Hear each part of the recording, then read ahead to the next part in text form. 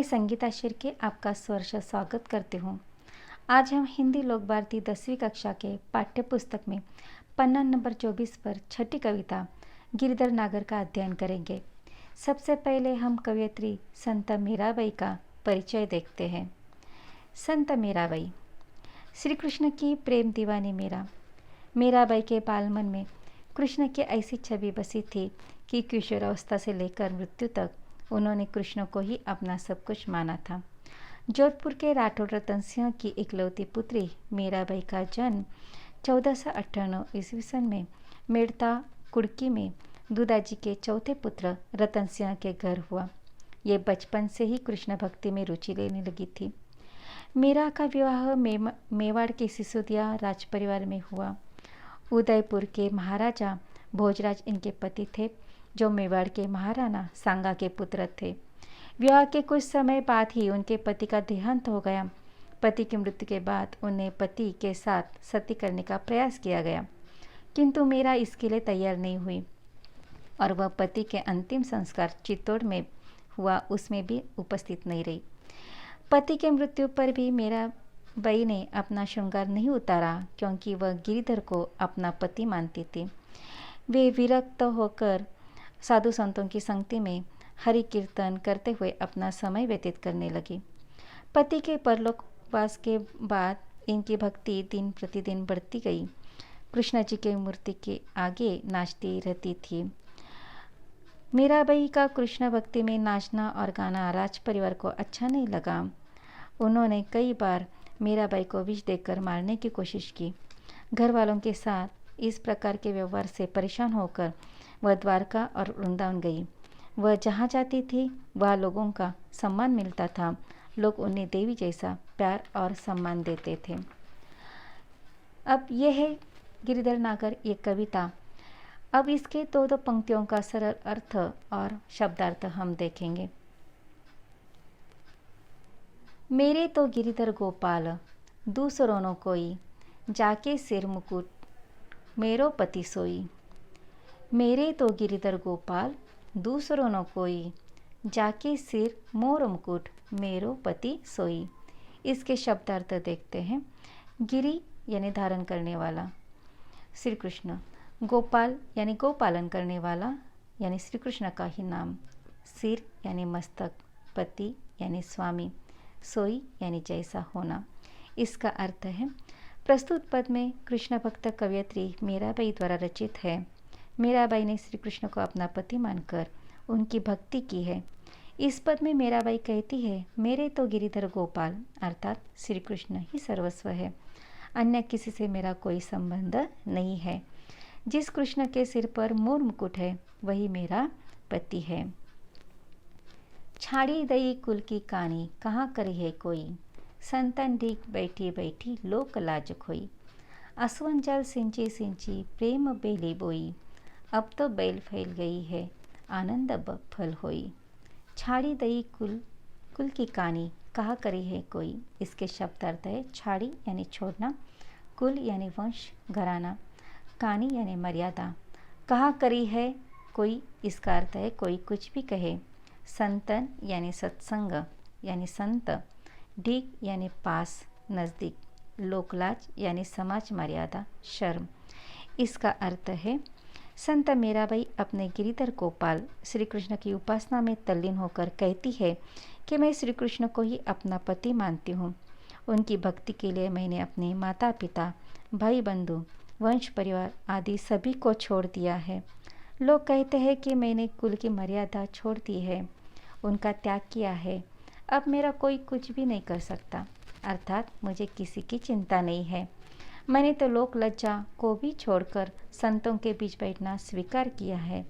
साधु संतों के पास बैठने से यदि लोक लज्जा जाती है तो भले ही चली जाए, मुझे कोई अंतर नहीं पड़ता। असुवंजल सिंची सिंची प्रेम बेली बोई, अब तो बेल गई आनंद फल होई। इसका अर्थ है आसुवन यानी अश्रु रूपी, जल यानी पानी, सिंची सिंची यानी सिंच कर, प्रेम बेली यानी प्रेम रूपी बेल, बोई यानी लगाना, बेल यानी लता, फैल गई यानी बढ़ जाना, आनंद यानी खुशी, आनंद। इसका अर्थ है, संत मीराबाई कहती है कि वे तो अपने स्वामी की भक्ति में डूबकर आनंद की अनुभूति कर रही है। अपने प्रेम की बेल को अश्रुरूपी जल से सिंचकर उन्होंने बड़ा किया है, जिस पर आनंद रूपी फल लगने लगे हैं। दूध की मथनियाँ बड़े प्रेम से बिलोई, माखन जब काढ़ी लियो छाछ पिए कोई। भगत देखी राजी हुई, जगत देखी रोई, दासी मेरा लाल गिरिधर तारो अब मोही। दूध की मथनियाँ बड़े प्रेम से बिलोई। इसके शब्दार्थ है, दूध यानी दुग्ध, मथनियाँ यानी मथनी, बिलोना यानी जमा करना, माखन यानी मक्खन, छवि यानी छवि, चेहरा, छाछ यानी निस्सार। इसका अर्थ है, कवयित्री कहती है कि मैंने दूध जमाने के पात्र में जमे दही को मथानी से बड़े प्रेम से बिलोया है और उसमें से कृष्ण रूप प्रेम रूपी मक्खन को निकाल लिया है और बाकी शेष है छाछ रूपी निसार जगत को छोड़ दिया है। भगत देखी राजी हुई, जगत देखी रोई, दासी मेरा लाल गिरिधर तारो अब मोही। भगत यानी भक्त, साधु संत, राजी यानी खुश, जगत यानी जग विश्व, दासी यानी सेविका, मोही यानी मुझे, तारो यानी त्राण करना, पीड़ा यानी मुक्त करना। इसका अर्थ है, संत मीराबाई कहती है कि भक्तों को, साधु संतों को देखकर मैं खुश हो जाती हूँ, लेकिन संसार का व्यवहार देखकर मैं दुखी हो जाती हूँ और रो पड़ती हूँ। मीरा अपने प्रभु से प्रार्थना करती है कि हे गिरिधर लाल, मैं तो आपकी दासी हूँ, आप मुझे इस भवसागर से पार उतारिए। हरि बिनु कुन गति मेरी, तुम मेरे प्रतिपाल कहिए, मैं रावरी चेरी। आदि अंत निज नाव तेरो, हिमाय फेरी, बेर बेर पुकार कहो, प्रभु आरती है तेरी। हरि बिना कुन गति मेरी। इसके शब्दार्थ है, हरि यानी कृष्ण, कुन यानी कौन, गति यानी सदगति यानी उद्धार, प्रतिपाल यानी रक्षक, रावरी यानी आपकी, चेरी यानी दासी। प्रस्तुत पद में मीरा जी ने अपने जीवन का सब कुछ श्री कृष्ण को मान लिया है। वे कहती है कि इस संसार में मेरी एक ही गति यानी लक्ष्य है, वह हरि में समा जाना। मीरा जी हरि कृष्ण का दास्यत्व स्वीकार करके प्रभु को कहती है कि हे प्रभु, तुम ही मेरे पालन करने वाले हो और मैं तुम्हारे चरणों की दासी हूँ। आदि अंत निज नाव तेरो, हिमाय फेरी, बेर बेर पुकार कहूँ, प्रभु आरती है तेरी। अर्थ है, आदि अंत यानी शुरू से अंत यानी जीवन मृत्यु, निज यानी आपका, नाव यानी नाम, हिमाय यानी हृदय, फेरी यानी नाम जपती हूँ, आरती यानी प्रबल इच्छा, उत्कंठा या चाह। संत मीराबाई भगवान श्री कृष्ण से कहती है कि मेरा हृदय हर पल आदि से अंत तक आठों प्रहर चारों ओर तुम्हारा ही नाम जपती रहती हूँ। मैं तुम्हें बार बार पुकार कर उद्धार के लिए विनय करती रहती हूँ। यो संसार बिकार सागर बीच में घेरी, नाव फाटी प्रभु पाल बांधो, बुड़त है बेरी। बिरहनी पिव की बाट जावे, राख लो नेरी, दासी मेरा राम रटत है, मैं शरण हो तेरी। अर्थ है, यो यानी यह, संसार यानी जग विश्व, शिकार विकार, सागर यानी यह भवसागर, नाव यानी नौका, पाल यानी नौका पर लगा हुआ कपड़ा, बेरी यानी नौका। संत मीराबाई अपने पद में कहती है कि हे प्रभु, यह दासी मोह भरे स्वार्थी संसार यानी विकार से भरे संसार के भवसागर के बीच फंसी है। यह मेरी आस्था, विश्वास, इच्छा के नाव पाल फाटे हुए हैं। अब ऐसे लगता है कि यह दासी इस समुंदर में डूबकर मर जाएगी। हे प्रभु, जल्दी करो और आकर मुझे बचा लो। हर बिरहनी पिव की बाट जावे, राख लो नेरी, दासी मेरा राम रटत है, शरण हो तेरी। बिरहनी यानी विरहनी, विरह में जीवन, पिवकी यानी प्रिय साजन, बाट जावे यानी राह दिखाती हूँ, राख लो रक्षा कीजिए, नेरी यानी पास निकट, रटत यानी रटना, नाम स्मरण करना, शरण यानी शरण। इसका अर्थ है, संत मीराबाई कहती है कि यह तुम्हारी विरहिनी मेरे प्रिय की यानी साजन की राह देख रही है। यह दासी मीरा तुम्हारे नाम की रट लगाए हुए है, तुम्हारे शरण में है। इसे इस संसार से बचाओ और मेरी राज लकरो। फागुन के दिन 4 होरी खेल मना रे, बिन करताल पखावच बाजे, अनहद की झनकार रे। बिन सुर राग छत्तीसु गावे, रोम रोम रनकार रे। सील संतोष की केसर घोली, प्रेम प्रीत पिचकार रे।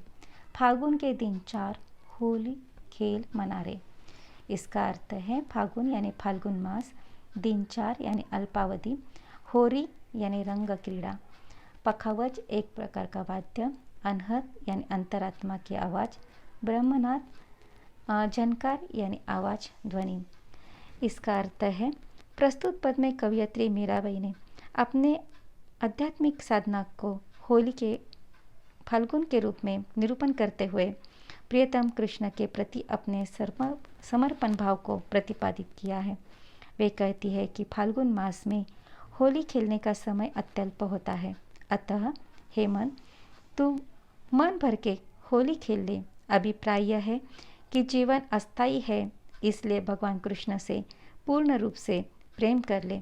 वे कहती है कि जिस प्रकार से होली के उत्सव पर नाच आदि का आयोजन होता है, उसी प्रकार ध्यानावस्था में मुझे ऐसा प्रतीत होता है कि करताल पखावज आदि बाज बज रहे हैं और अनहद नाद यानी ब्रह्मनाद का स्वर सुनाई दे रहा है।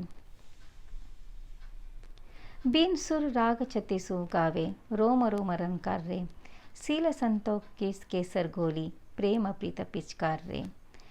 सुर राग यानी राग ध्वनि, छत्तीसु यानी श्रेष्ठ, 36 प्रकार के, रोम रोम यानी सर्वांग, रनकार यानी नादमय, सील यानी शील चरित्र, संतोष यानी संतोष, केसर यानी केशर सुगंधित रंग, घोली यानी मिलाई, प्रेम प्रीत पिचकार यानी पिचकारी रंग उंडेल देना।